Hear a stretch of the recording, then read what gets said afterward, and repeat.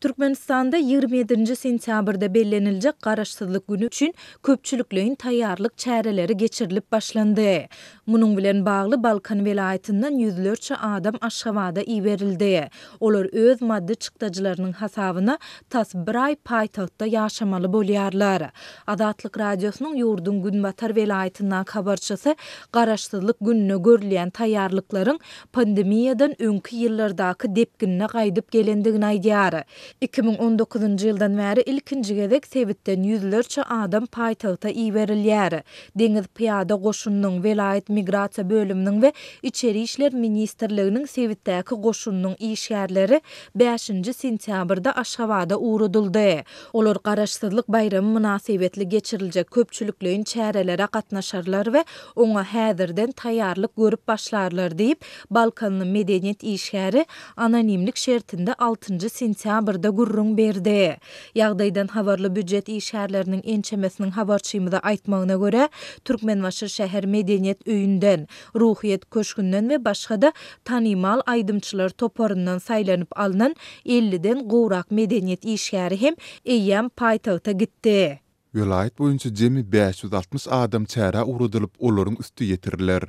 Olar milli libaslarda welaýatyň adyndan çykyş ederler. Diýip efirde atlandyrylmasyzlygyny soran büdjet işgäri aýtdy. Mundan başga-da deputatlaryň we adalet ministrliginiň ýerli bölümleriniň işgärleriniň onlarçasy da paýtagta iýberildi.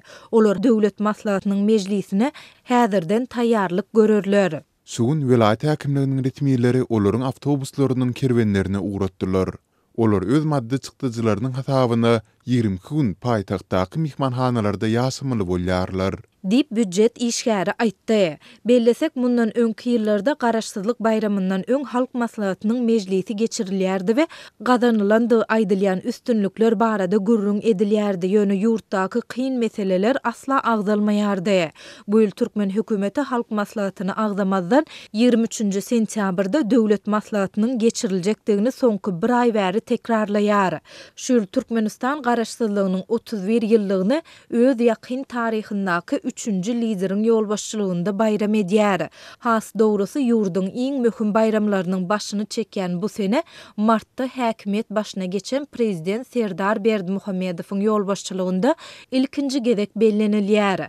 Habarçymyz Aşgabatda geçiriljek harby parada gatnaşjak organ işgärlerine, harbalara we büdjet işgärlerine garaşsyzlyk gününe şu ýyl has ýokary derejede taýýarlyk görülmeligi barada berk duýduruş berilendigini aýdýar. Welaýatyň harby we organ işgärleriniň bir näçesiniň anonimlik şertinde habarçymyda aýtmagyna görä, parada gatnaşan döwlet işgärlerine iň bir kiçik ýalňyşlyk üçin jogapkärçiligi çekiljekdigi işlerinden kowuljak barada haýbat atyldy. Parada gatnaşjaklardan dil haty we düşündürüş hem alyndy. Diýip ýurdun deňiz güýçleriniň bir agzasy anonimlik şertinde aýtdy. Adatlyk baýdylanlar barada Balkan welaýat häkimliginden we deňiz güýçlerinden goşmaça maglumat ýa kommentari alyp bilmedi. Bu aralykda Türkmenistanyň Kronikasy neşri Aşgabatda garaşsyzlyk bayramyna görülýän taýýarlyk çäreleriniň şu aýyň başynda geçirilip başlanandygyny habar berýär.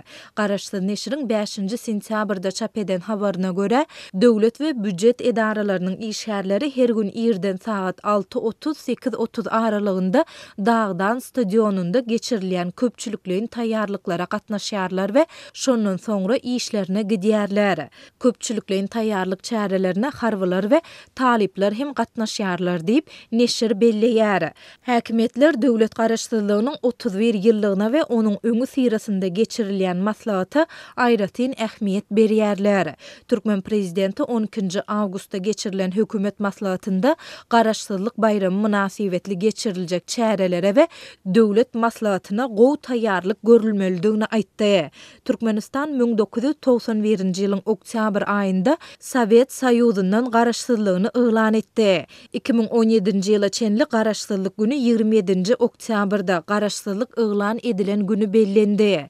2017-nji ýylda Türkmenistanyň şol döwürdäki prezidenti Gurbanguly Berdimuhammedowyň teklifi boýunça ýurdun parlamenti bu senäni 27 sentyabra geçirdi. Häkimetler senäniň üýtgedilmeginiň sebäbini açaçan we takyk düşündirmediler.